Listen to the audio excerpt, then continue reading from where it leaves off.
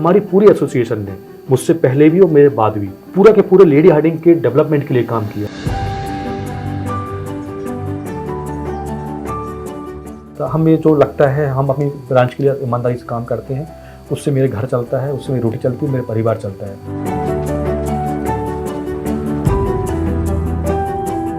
हम सर्वे भवन्तु सुखिनः सर्वे सन्तु निरामया इस आधार पे समाज के लिए काम करना चाहते हैं। नर सेवा ही नारायण सेवा है।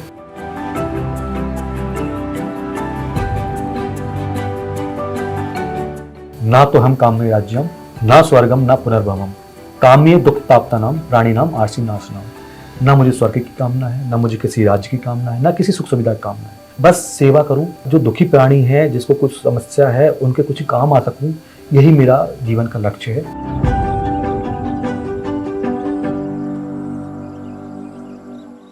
जब हम लोग छोटे थे तो एक कहावत सुनते थे, माँ बाप अक्सर उसका यूज किया करते थे, कहते थे कि पूत के पांव जो है पालने में ही दिख जाते हैं। लेकिन जिंदगी में कुछ लोग ऐसे टकराते हैं जो इसको चरितार्थ कर जाते हैं। आज विस्टॉक के सेगमेंट में जिस व्यक्ति की बात करने वाला हूं वो कुछ ऐसे ही हैं, उन्होंने इसको सच साबित किया है। जब वो 28 साल के थे तो लेडी हार्डिंग मेडिकल कॉलेज के अध्यक्ष बन गए, जो कि एक बहुत बड़ा ऑर्गेनाइजेशन है जहां एडमिशन होना भी मुश्किल होता है। उसके बाद जब वो 30 के हुए तो फोडा यानी जो रेजिडेंस डॉक्टरों की सबसे बड़ी ऑर्गेनाइजेशन है उसके राष्ट्रीय अध्यक्ष बन गए। वहां से निकले तो एम्स भोपाल चले गए और जब वहां से निकले तो विदिशा मेडिकल कॉलेज के असिस्टेंट प्रोफेसर बन गए। और इतना ही नहीं, जो वहां के टीचर हैं उनका जो एसोसिएशन है उसके भी सचिव हैं। और इन सब तक पहुंचते हुए उनकी उम्र 36 से 37 साल महज है। लेकिन मेरा परिचय कैसे हुआ? मेरा परिचय तब हुआ जब मैं एक बहुत बड़े शख्स को लेकर के लेडी हार्डिंग कॉलेज में गया और वहां पे एक इंजेक्शन लगवाना था, जिसको सारे डॉक्टरों ने मना कर दिया कि जब तक रिकमेंडेशन किसी डॉक्टर की नहीं होगी तब तक हम नहीं लगाएंगे। वहां खड़ा एक एम्बुलेंस का ड्राइवर हमें देख रहा था। उसने हमसे पूछा कहां से आए हो?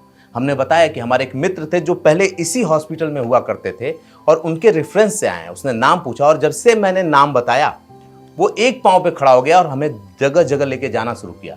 जैसे ही डॉक्टरों को परिचय देता था उस व्यक्ति का, वो लोग एक पांव पे खड़े होते थे, काम करने को तैयार हो जाते थे। मुझे लगा कि कोई 50 साल का व्यक्ति होगा जिसका बड़ा अपना वजूद होगा, जो बहुत रसूख रखता होगा और उसकी वजह से ये हो रहा है। फिर तो मेरी जिज्ञासा जाग गई कि मुझे ऐसे व्यक्ति से मिलना है और जब मैं मिला तो अवाक रह गया, क्योंकि उस व्यक्ति की उम्र आज भी मात्र 37 साल है। मैं डॉक्टर विवेक चौकसे की बात कर रहा हूं, जो आज मेरे साथ मेरे शो में बैठे हुए हैं। सर, स्वागत है आपका।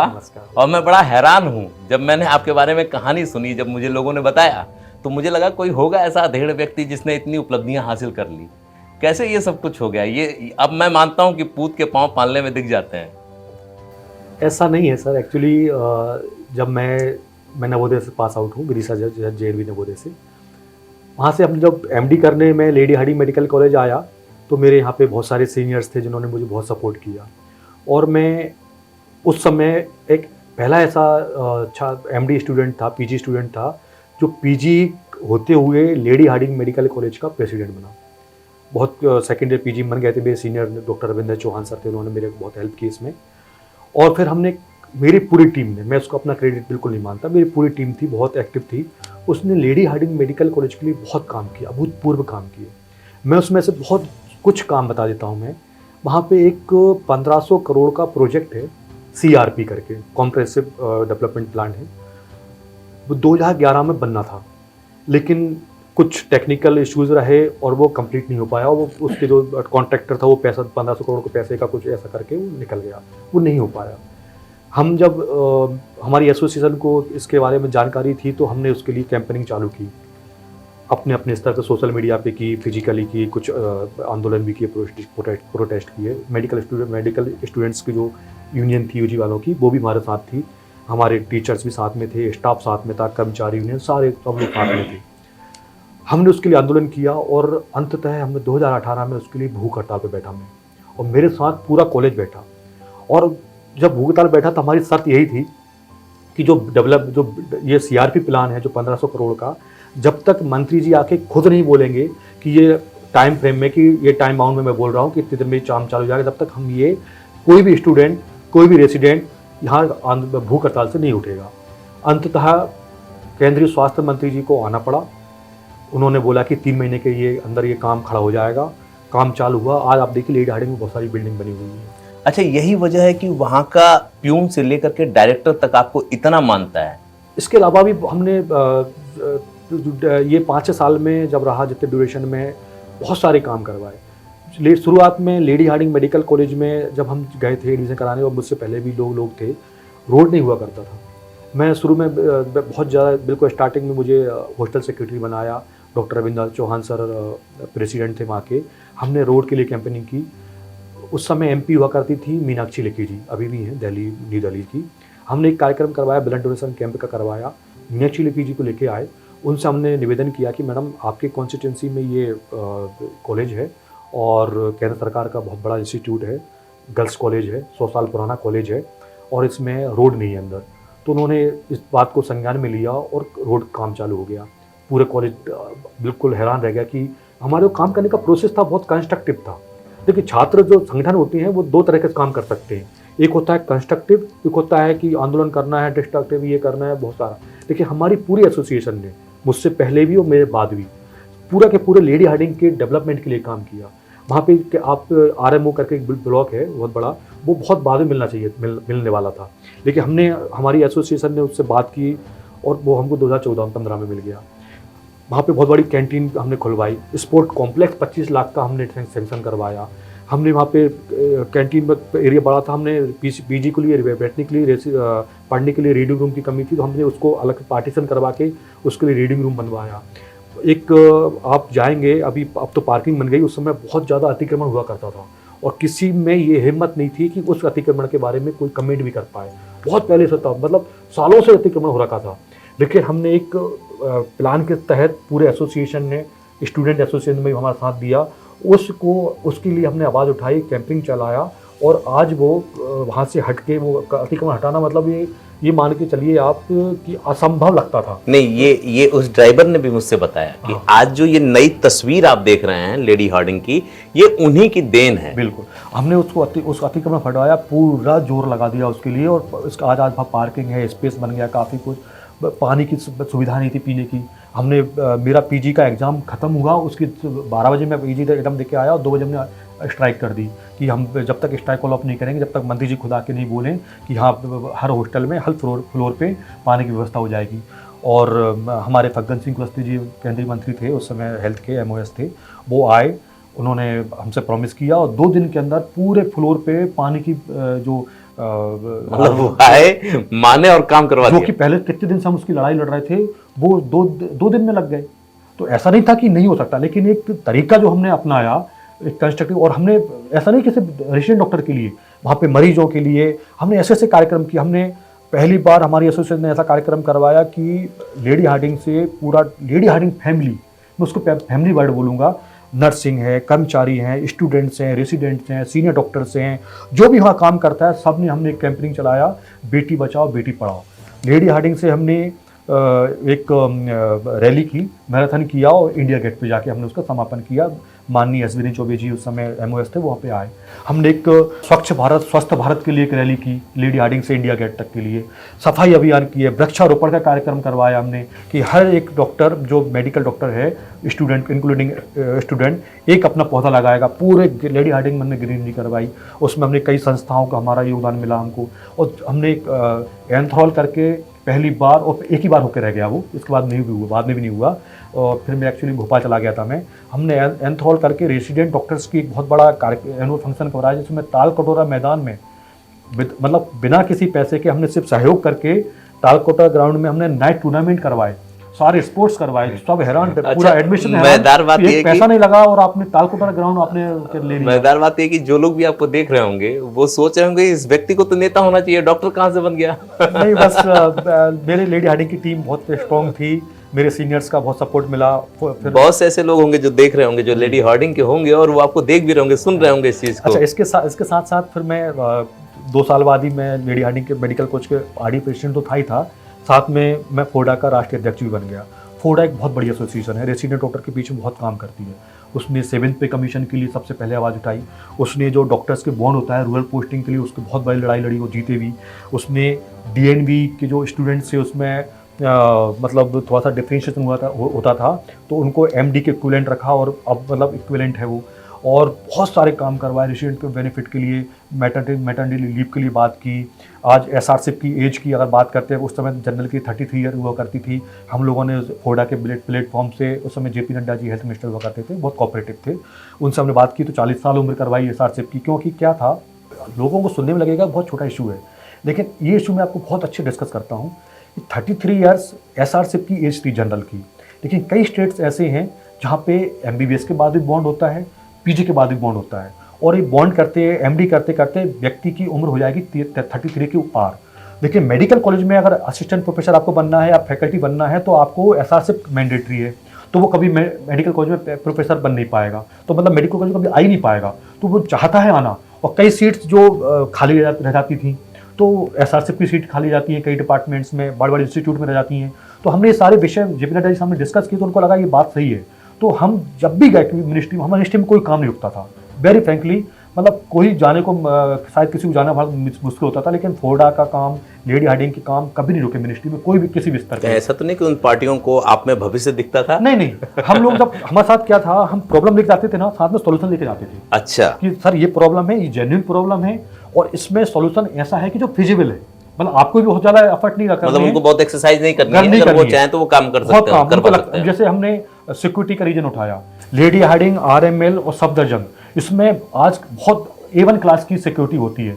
हमने लेडी हार्डिंग के आरडीए ने, आरएमएल हॉस्पिटल के आरडीए ने, सफदरजंग हॉस्पिटल के आरडीए ने, तीनों ने मिलकर बात उठाई और उसको बहुत अच्छे लेवल पे क्लास की उसमें सिक्योरिटी दी है, बाउंसर्स दिए हैं। तो ऐसे छोटे छोटे बहुत सारे काम हमने किए। आज मुझे ये पता चला कि आपको लोग पसंद क्यों करते हैं। लेकिन एक चीज मैं जानना चाहूंगा जो बड़ी देर से मेरे दिमाग में खटक रही, इतना सब कुछ सुनने के बाद, जहां तक मैं आपको जानता हूं, आप एक किसान परिवार से आते हैं। मध्य प्रदेश के एक गांव का लड़का जो किसान परिवार से आता है, वो दिल्ली में आता है और अचानक से वो विस्फोट करता है। इसको यही कहेंगे कि एक चीज को चिंगारी दिखा दी गई, वो विस्फोट कर गया। कभी ऐसा लगा नहीं कि दिल्ली की इतनी हाई फाई सोसाइटीज में यहाँ जो बच्चे आते हैं, बड़े हाई फाई होते हैं, बड़े बड़े घरों के होते हैं, उस बीच में आके और इस तरह की क्रांति कर जाना?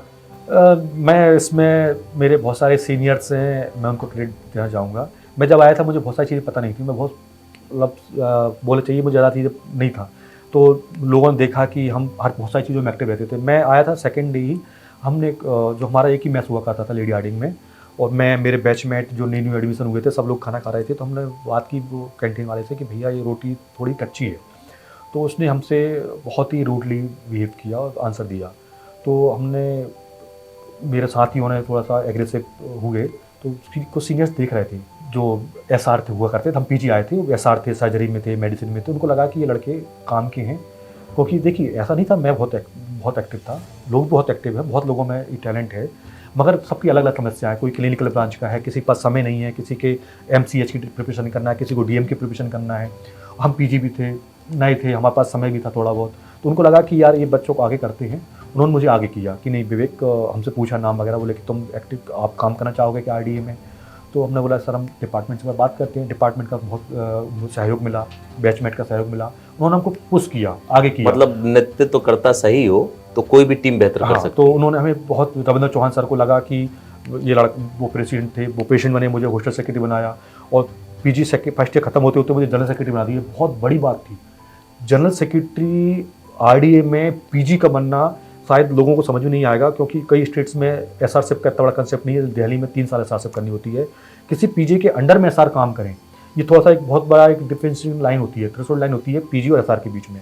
लेकिन लोगों ने एक्सेप्ट किया, लोगों को लगा ये लड़का काम करेगा। हमने सुना है आपके बारे में, और जो पढ़ता भी रहता हूँ, कि अब आप भी अपने सीनियर की ही लाइन पे चल रहे हैं और नए लोगों को बढ़ा रहे हैं। बहुत लोगों की मदद की आपने, आपकी वजह से बहुत लोग बहुत अच्छी जगह पर हैं। इतनी जल्दी इतनी बड़ी सोच कैसे हो गई? मैंने जब देखा कि मुझे मेरे सीनियर ने बहुत आगे बढ़ाया, मैं मतलब मेरा कोई बेस नहीं था यहाँ पे ज़्यादा इतना। डॉक्टर पंकज सोलंकी सर थे मुझसे पहले, फोडा के प्रेसिडेंट थे, डॉक्टर बलविंदर सर थे, डॉक्टर से और भी मेरे डॉक्टर रविंद्र चौहान सर, तो आरडीए में बहुत कुछ किया मेरे लिए। तो मुझे लगा कि जब मेरे सीनियर मेरे साथ दे सकते हैं, तो हमारे जो स्टूडेंट्स एसोसिएशंस हैं उनको, जो हमें जहाँ लगा जिस व्यक्ति में काम कर सकता है, हम ऐसी फील्ड में आ गए। मैं अब जैसे फैकल्टी बन गया हूँ, मैं वो चीज़ें नहीं कर सकता जो मैं रेसिडेंट लाइफ में कर पाया। तो हमें लगता है कि, और एक और चीज़ भी है कि स्टूडेंट्स और यूथ ये देश की रीढ़ की हड्डी है, ये देश को दिशा और दशा दोनों तय करते हैं। अगर टैलेंट है तो कंस्ट्रक्टिव वे में अगर कुछ करना चाहेंगे तो बिल्कुल हमें आगे बढ़ाना चाहिए। मैं बहुत प्रो स्टूडेंट हूँ, स्टूडेंट फ्रेंडली हूँ। इवन विदिशा मेडिकल कॉलेज में अब तो मैं टीचर की पोजीशन में हूँ, तो वहाँ भी बच्चों को हम आगे करते हैं प्रमोट। एम्स में हमने किया, एम्स में मैं चीफ एडवाइज़र था वहाँ के RDA का, और एम्स में भी RD बहुत एक्टिव थी वहाँ पे। ये हमको लगता है कि देश में उनके जो राइट्स हैं, उनके जो इश्यूज़ हैं, उसको वो सॉल्व करने में सक्षम हैं स्टूडेंट। तो हमें बस थोड़ा सा उनको आगे थोड़ा सा मौका देना होता है, सब अपने आप हो जाता है। जब मैंने आपके बारे में पता करना शुरू किया तो मुझसे लोगों ने बोला कि अरे आप उस डॉक्टर को ढूंढ रहे हैं क्या जो जिंदगी के साथ भी है और जिंदगी के बाद भी है। ये टैगलाइन कैसे चिपक गई कि जिंदगी के साथ भी जिंदगी के बाद भी? हाँ, एक्चुअली मैं फोरेंसिक मेडिसिन मेरा ब्रांच है। अच्छा। और फोरेंसिक मेडिसिन एक मेडिको लीगल केसेस को डील करती है। फोरेंसिक मेडिसिन लाइन का एक पार्ट होता है कि जिसकी डेथ हो जाती है, मेडिको लीगल केसेस होते हैं, उनमें हम पोस्टमार्टम भी करते हैं और कुछ और भी बहुत सारी चीज़ हम उसमें करते हैं। तो लोगों को लगता है कि हाँ, ये पोस्टमार्टम कर रहा है, ऑटोप्सी कर रहा है, और भी कुछ इन्वेस्टिगेशन में हेल्प कर रहा है, तो वो ज़िंदगी के बाद भी है। ज़िंदगी पहले तो हम करते हैं, कोई इंजरी रिपोर्टिंग बनानी हो, एज रिपोर्टिंग करनी हो, MLC की कुछ ऐसी केसेस आते हैं इमरजेंसी में, तो हम उनको सॉर्ट करते ही हैं। Sexual victim survivor, sexual assault survivor हैं, उनके लिए भी ऐसे बहुत सारे हम केसेस करते हैं। तो इसलिए लोगों को लगता है, और फिर हमारे एक ये लगता है कि हमारे पास कोई केस आया है, फॉर एग्जाम्पल कोई बॉडी आई है, तो वो हमारे पास इसलिए आई कि उसको जस्टिस चाहिए। हाँ, अदरवाइज हमारे पास क्यों आती? कई बार प्रेशर भी रहता होगा। नहीं, लेकिन हमारा प्रेशर तो देखो ऑब्वियस है, आप फील्ड में है, लेकिन हमें इससे फ़र्क नहीं पड़ता। हमें जो लगता है, हम अपनी ब्रांच के लिए ईमानदारी से काम करते हैं, उससे मेरे घर चलता है, उससे मेरी रोटी चलती है, मेरे परिवार चलता है, वही मेरा जीवन है। तो मैं उसके साथ कभी भी इनजस्टिस नहीं करूँगा, ऐसा कभी कोई काम नहीं करूँगा जिससे मैं रात में मुझे नींद आने में समस्या हो, या मुझे सोचना पड़े। कभी ऐसा हुआ है कि जो लोग आप पे प्रेशर बनाना चाहते हैं, आपके क्रांतिकारी स्वभाव के बारे में पहले ही जान गए और उनको लगा यार इससे कहना ठीक नहीं है, मतलब इसका कुछ का कुछ ही होगा? नहीं, मेरे ब्रांच से संबंधित ऐसा कभी नहीं हुआ। मेरा जो सीनियर्स हैं, मेरे HOD लेवल के बहुत स्ट्रॉन्ग हैं, मुझे कभी हमेशा उनका हाथ मेरे सर पर रहा। नहीं, जैसे आप जितने लेकिन जब मैं फोरा का प्रेसिडेंट था, उस समय बहुत सारी चीज़ों पर प्रेशर आते थे। मैं जब आपका अतिक्रमण वाला बताया, लेडी हार्डिंग अतिक्रमण में, वो तो बहुत ही खिंच गया था मैटर। वो तो खैर माफियाओं वाले यहाँ दिल्ली में तो उसका बहुत बड़ा, और भी बहुत सारे इश्यूज हुए। मैं मतलब अच्छा, एक चीज ठीक नहीं रहेगा। नहीं, एक चीज और मैं वो करना चाहूंगा। एक भ्रम है सबके बीच में कि जो डॉक्टर पोस्टमार्टम करते हैं, ऑटोप्सी करते हैं, वो दारू पी के करते हैं, बिना दारू पिए कर ही नहीं सकते। और आप तो बिल्कुल सात्विक आदमी हैं। मैं सुनता हूँ कि आप नॉनवेज दारू कुछ नहीं। लोगों को लगता है ऐसा नहीं है, आप जाइए, क्वालिटी काम होता है। मैंने जहाँ भी किया है, लेडी हार्डिंग में नंबर 1 का काम होता है, भोपाल एम्स में काम किया है, विदिशा मेडिकल कॉलेज में काम कर रहा हूँ। विदिशा मेडिकल मेरे सीनियर्स हैं, बहुत ही मतलब बड़े स्तर के डॉक्टर्स हैं। वो ऐसा नहीं है। अब जो कंसेप्शन बना रखा है कि दारू पी के, तो वो तो हर डिपार्टमेंट मिल सकते हैं। वो कोई उसका ऐसा कुछ नहीं है ना कि बॉडी देख के आदमी डरता है या ये चाहता है कि मैं होश में ना रहूं और इस तरह से करूं। अगर होश में नहीं रहेगा तो वो कैसे जस्टिस कर पाएगा? वो कैसे रियल कॉज ऑफ डेथ या मोड ऑफ डेथ या मैनर ऑफ डेथ कर पाएगा, ढूंढ पाएगा? अगर हम होश में हैं, अपना नॉलेज अप्लाई कर पा रहे हैं, तो वो तभी कर पाएंगे जब हम खुद। मतलब ये नेसेसरी नहीं है, मतलब ये कहीं मतलब कहीं से नहीं बात है। पहले लोग बोलते थे, अब तो बहुत सिनेरियो चेंज हो गया है, बिल्कुल चेंज हो गया है। अब तो फोरेंसिक मेडिसिन अपने आप में एक बहुत बड़ी आपसे करने के लिए तो बहुत बात है, लेकिन ये चीजें बढ़ती जाएंगी। एक चीज पे और मैं प्रकाश डालना चाहूंगा। आजकल मैं खबरें पढ़ता हूँ, बहुत से लोग मिलते हैं, बहुत मोटा पैसा देकर के हिंदुस्तान से बाहर जाते हैं, मेडिकल की डिग्री लेकर के आते हैं, उसके बाद भी उनका प्लेसमेंट नहीं हो पाता। कई बार तो उनको इंटर्न तक नहीं मिलती कि वो इंटर्न कहीं कर लें। तो क्या वहाँ की डिग्रियाँ मान्य नहीं होती, या कोई दूसरा मानक है जहाँ हिंदुस्तान में आके उनको खरा उतरना पड़ता है, वो परीक्षा देकर के पास करेंगे तब उसमें आएंगे? और उनके लिए मैं चाहूँगा कि आपका कोई सुझाव भी मिले, क्योंकि आप मेडिकल के फील्ड में बहुत ऊपर हैं, आप तमाम संगठनों को देख रहे हैं या डील कर रहे हैं। उनको हम FMG बोलते हैं, फॉरेन मेडिकल ग्रेजुएट्स। कुछ समस्या हैं, बिल्कुल हैं, और नेशनल मेडिकल कमीशन की जो कमेटीज़ हैं, उसको उन्होंने कुछ मानक तय कर रहे हैं, और अभी कुछ अमेंडमेंट्स भी होने वाले हैं। एक समस्या बहुत आती है जो मैं आपसे शेयर करना चाहूँगा। उनको बहुत सारे मेडिकल कॉलेजेस में स्टाइपेंड की बहुत प्रॉब्लम होती है। जो इंटर्नशिप होते हैं, उनको एक सैलरी मिलती है, उनको हम स्टाइपेंड बोलते हैं, वो नहीं मिलती। पहला, अभी सुनने में आया कि वो 2 साल की इंटर्नशिप उनको करनी पड़ेगी। पहले जब वहाँ से क्लियर करके आते हैं, आप एक एग्ज़ाम देना पड़ता है। अगर वो एग्ज़ाम करेंगे तभी वो क्वालिफाइड होंगे, तभी वो अपनी प्रैक्टिस करेंगे, तभी उनको रजिस्ट्रेशन मिलेगा। वो भी, उस पर भी नेशनल मेडिकल कमीशन नए गाइडलाइंस बना रही है। बहुत सारे क्रांतिकारी उन्होंने मानक तय करे हैं, और काम भी चल रहा है। अभी आप जाएंगे NMC साइट पे, इवन कुछ ट्विटर पे भी उनका डलता रहता है। अभी कुछ दिन पहले भी ऐसा कुछ डिस्कशन चला था। हमारे जो फोडा है, उसने एक होडा के लेटर हेड पे ऑफिशियली मैं जो FMG स्टूडेंट्स हैं उनकी कुछ शर्त, उनकी जो इशूज़ थे, प्रॉब्लम्स थी, वो शेयर की थी NMC ने और उनको एड्रेस किया है उन्होंने। तो स्टाइपेंड वाला प्रॉब्लम तो अभी है। और जो आपने बोला कहीं इंटर्नशिप नहीं मिलती है, हाँ कई जगह से उनको बहुत प्रॉब्लम होती है। जो अच्छी इंस्टीट्यूट है, प्रेस्टिजियस इंस्टीट्यूट्स हैं, उनमें उनको इंटर्नशिप इजीली नहीं मिलती है। लेकिन अभी तो स्टेट्स में बहुत सारे मेडिकल कॉलेज खुल गए हैं। नहीं तो क्या उनको क्या कहना चाहेंगे जो कहीं भी पैसे के बेस पे चले जाते हैं मेडिकल की डिग्री लेने के लिए, अब वो ये- जाएं ना जाएं, या जाएं तो किन चीज़ों का नहीं, ध्यान आप ये रखें? समझिए, मैं बहुत हो सकता है कई लोग उसको अदरवाइज लेने, इस बात को जो बोलने वाला हूँ, उनको इंडिया में नीट क्वालिफाई नहीं कर पाए इसलिए वो वहाँ गए। अगर वो नीट यहाँ मिल जाती तो वो क्यों जाते पैसा लगा के, पहली चीज। दूसरा, मैं बहुत ट्रांसपेरेंटली नॉन बायस होकर बात बोलता हूँ, हमारे लिए प्रायोरिटी हमेशा वो लोग रहेंगे। हम भेदभाव नहीं कर रहे हैं, मैं क्लियर कर दूं, मेरे लिए डिफरेंशिएशन नहीं है कोई, मैं उनके साथ डिस्क्रिमिनेशन नहीं कर रहा हूँ। लेकिन प्रायोरिटी पे वो रहेगा जहाँ जिस बंदे ने मेहनत करके नीट क्वालिफाई करके यहाँ गवर्नमेंट मेडिकल कॉलेज से डिग्री ली है, जब इंटरव्यू में बैठेगा तो प्रायोरिटी उसको दी जाएगी। उसको नहीं दी जाएगी तो क्योंकि वहाँ का सिलेबस अलग है जो फॉरेन से करके आया है, यहाँ की गाइडलाइंस, यहाँ की मानक अलग है। यहाँ से जिस बच्चे ने किया है, जैसे यहाँ पे अभी फैमिली अडॉप्शन का एक प्लान चलता है, वहाँ तो उन्होंने फैमिली अडॉप्शन नहीं किया, वहाँ का सिलेबस बिल्कुल डिफरेंट है, यहाँ का सिलेबस डिफरेंट है। अब वो PSC CSC पे पब्लिक हेल्थ में काम करेगा तो वो यहाँ का जो स्टूडेंट है जिसने यहाँ के गवर्नमेंट मेडिकल कॉलेज से पढ़ाई किया, प्राइवेट मेडिकल कॉलेज से काम किया, पढ़ाई की है, तो वो उन मानक मापदंडों पे खरा उतरेगा। अच्छा, हाँ। तो मतलब वो लोग इन चीजों से बचने के लिए तमाम तरह की कसीदे करते हैं। क्या कहना चाहेंगे? बहुत से लोग ऐसे होंगे जो तैयारी कर रहे होंगे। आजकल मैं देखता हूं कि मेरी एजेंसी चलती है, बहुत से लोग मेरे पास भी आते हैं और बहुत से ऐसे इंस्टीट्यूट खुल गए कि बाहर का वीजा दिलवाएंगे, बाहर कॉलेज में एडमिशन करवाएंगे, और बहुत से बच्चे फंस जाते हैं उस चक्कर में। फंस जाते हैं यूक्रेन में, फिलीपींस में, चाइना में, बहुत सारी कंट्रीज़ में, US में भी होती हैं, तो यूरोप में भी कंट्रीज़ में जाते हैं बच्चे। मेरी मेडिकल कॉलेज में बहुत सारे बच्चे हैं। अब इसमें तो ऐसा है कि मैं तो चाहूँगा कि वो अच्छी मेहनत करें, यही नीट निकाल लें, लेकिन सीट तो लिमिटेड है। अब जो ज़्यादा मेहनत करेगा, मेरिट पे जो आएगा वो गवर्नमेंट मेडिकल को उठाएगा, जो थोड़ा कम मार्क्स से जाएंगे वो यहाँ के प्राइवेट मेडिकल को उठाएगा। अच्छा, कुछ कंट्रीज़ हैं जो बाहर की, वहाँ पे फीस भी कम लगती है कंपेरेटिवली। कंपेरिजन अगर हम इंडिया से करें तो इंडिया के जो प्राइवेट मेडिकल कॉलेज हैं वहाँ पे फीस थोड़ी ज़्यादा है, तो यहाँ के प्राइवेट मेडिकल कॉलेज से सस्ते में उनको बाहर से डिग्री मिल जाती है, तो वो भी एक कारण हो सकता है। तो मतलब जो लोग तैयारी वहां कर रहे हैं, वहां जा रहे हैं, उसको इसके लिए तैयार रहना होगा कि आके इंडिया का एग्जाम भी क्रैक करना है। बिल्कुल करना है। तो मतलब वो शिकायत नहीं कर सकते, अगर यहाँ एडमिशन नहीं हुआ कोई बात नहीं, वो आप बाहर चले जाओ, लेकिन आकर के जो इंडिया का मानक है उसको पूरा करो। मानक पूरा करो। आप 2 साल की इंटर्नशिप करनी है और जो NMC जो गाइडलाइंस बनाई है या जो भी है क्राइटेरिया, वो फॉलो करना पड़ेगा। अब आपकी इतनी बड़ी प्रोफाइल है, और जब भी हम कभी किसी का इंटरव्यू करते हैं तो बहुत से लोग जो हमें देख रहे होते हैं वो चाहते हैं कि उस व्यक्ति से, क्योंकि अगर वो उस क्षेत्र के होते हैं तो उससे मुलाकात हो जाए। जैसे हमने पीछे इंटरव्यू किया था कि CA का इंटरव्यू किया, कुछ मसाले की कंपनी उसके मालिक का इंटरव्यू किया, और भी अलग अलग प्रोफाइल से जुड़े हुए, तो हमें मेल्स आते हैं, कॉल भी आती हैं कि भाई मुझे इनसे बात करना है। तो नंबर तो हम इसलिए नहीं सीधे देते कि इतनी कॉल्स आने लगे कि आप परेशान हो जाएंगे। तो अगर कोई आपसे कांटेक्ट करना चाहता है, आपसे मदद चाहता है, तो हम उसको पर्सनली मेल पे उसको बता सकते हैं? बिल्कुल बता सकते हैं।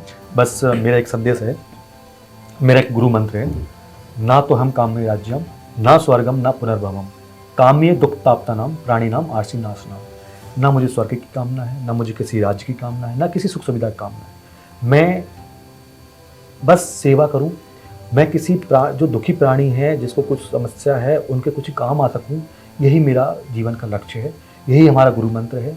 और हम सर्वे भवन्तु सुखिनः सर्वे सन्तु निरामया, इस आधार पे समाज के लिए काम करना चाहते हैं। अगर हमें ये जीवन मिला है, मनुष्य जीवन दिया है, ईश्वर की कृपा से हमें ईश्वर ने इतना सक्षम बनाया है कि हम किसी के काम आ सकें, किसी की सेवा कर सकें, तो जीवन में इस मौके को कभी मत छोड़िए।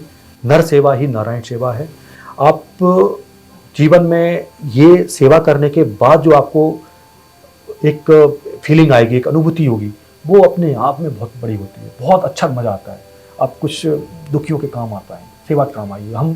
हमारी संस्थाएं हैं, मैं बहुत सारी संस्थाओं जुड़ा हुआ हूँ, तो हम लोग करते रहते हैं और बहुत अच्छा लगता है। देखिए, आप पैसा कमाना, प्रोफेशन में आगे करना, ये तो आपकी लाइफ का पार्ट है, आप उसमें बहुत ज़्यादा नहीं कर रहे हैं, मगर सेवा कार्य से जहाँ भी मौका मिले आप सेवा का कार्य जुड़िए, सेवा संगठन में जुड़िए, सेवा कार्य करिए। बस यही मेरी सबसे ज़्यादा ये वही बोल सकता है ये बात जिसने दुनिया देख ली हो, या जो कहीं ना कहीं ये संतुष्ट हो। जैसे आपका अनुभव बहुत बड़ा हो गया, ये जो श्लोक था ना जिसमें ये बताया गया कि सेवा भाव को ऊपर रखना है, ये तभी हो सकता है जब आपकी सोच क्लियर हो। सोच क्लियर होने के लिए दो चीज़ें करनी पड़ेगी, या तो पढ़िए समझिए या बड़े बड़े लोगों से मिलिए जिनके पास अनुभव है, और सत्य भी इसका यही है।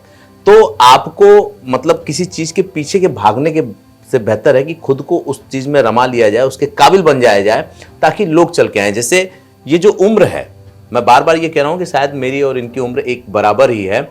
इस उम्र में आदमी को दौलत और यश और क्या क्या की चाहत होती है, बंगला गाड़ी और सबसे बड़े हो जाएं। लेकिन एक व्यक्ति जो हमारे सामने बैठा हुआ इतनी बड़ी प्रोफाइल पे होने के बाद भी इतना सात्विक, और उसका ये मंत्र ही यही है कि नर सेवा नारायण सेवा।